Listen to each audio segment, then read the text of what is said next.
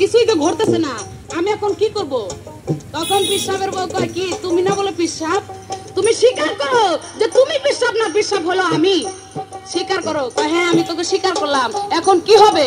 আমি এখনই ফিরে দিতে পারি, তুমি মুখ দিয়ে যা বলবে তাই হবে।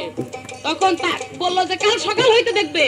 তখন তারপরের দিন সে পাক পবিত্র হয়ে গোসল করে সুন্দরভাবে পিসাবকে খাইতে দিছে। তারপরের দিন থেকে আবার মুখ দিয়ে যা বলে তাই হয়। বের পাইছো নি এখন? হ্যাঁ, পুরামিন ইনজেকশন এটাও মনে করো।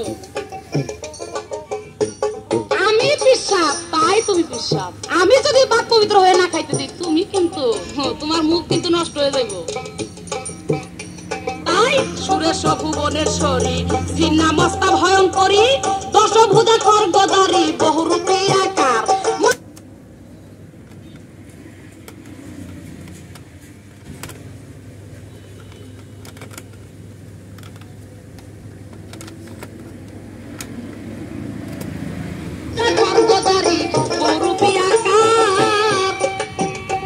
একদিন স্বামীকে ধরে আবার দিলেন প্রসব করে, পৃষ্ঠরতি দিলেন তারে সাধনারি ভার গো, পৃষ্ঠরতি দিলেন তারে সাধনারি ভার।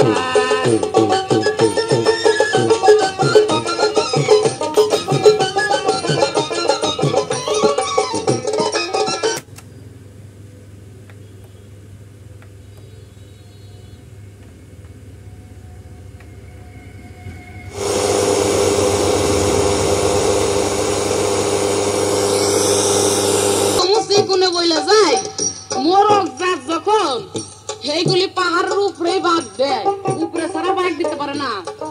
বাঘ দিক তাতে আমার আপত্তি নাই, আমি তো বাঘ দেওয়ার জন্য মানা করি নাই, কিন্তু উপযুক্ত হইতে হবে।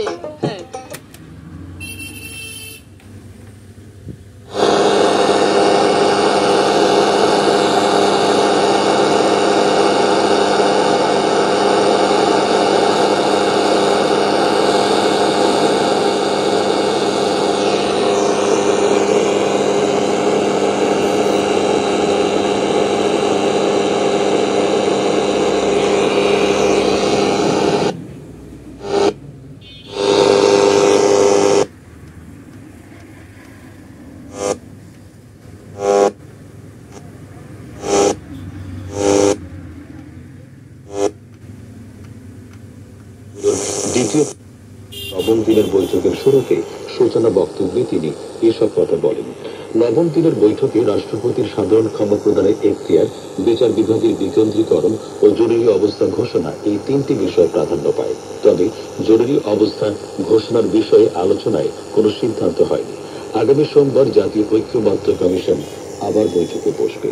বিস্তারিত প্রতিবেদনে। জাতীয় ঐকমত্য কমিশনের দ্বিতীয় দফার নবম দিনের আলোচনায় রাজনৈতিক দলগুলো রাষ্ট্রের গুরুত্বপূর্ণ দুটি বিষয়ে একমত হয়েছে।